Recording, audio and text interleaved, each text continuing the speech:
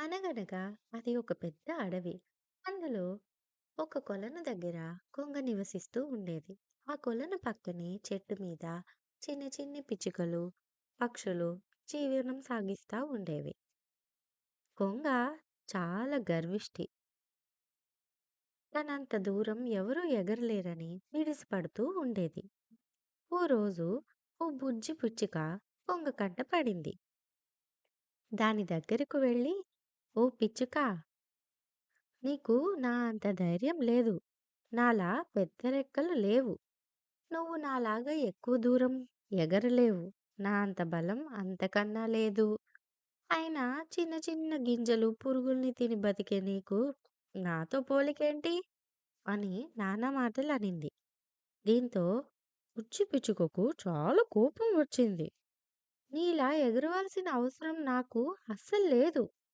అయినా ఎవరి శక్తి సామర్థ్యాలు వాళ్ళవే అని సమాధానమిచ్చింది.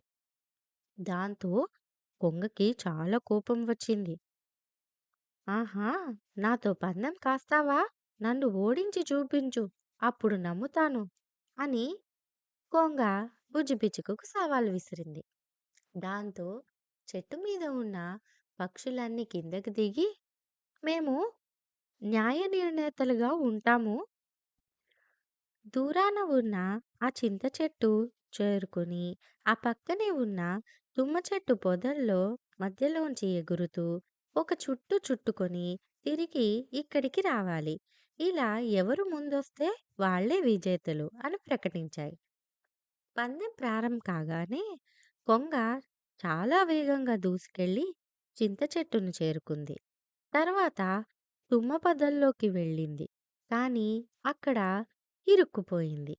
బుజ్జి పిచ్చుక మాత్రం తన బుజ్జి బుజ్జి రెక్కలతో ఎంతో నేర్పుగా బయటకు వచ్చి తన గమ్యస్థానాన్ని చేరుకుంది.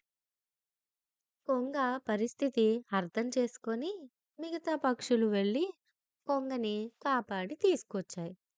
దాంతో కొంగ గర్వం అణిగిపోయి అప్పటినుంచి ఎవ్వరిని ఏమనకుండా ఒక మూల కూర్చొని దాని పని అది చేసుకుంటూ పోయేది.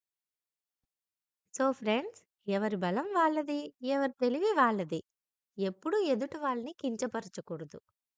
ఈ కథ మీకు నచ్చినట్లయితే please like, share and subscribe. Bye bye.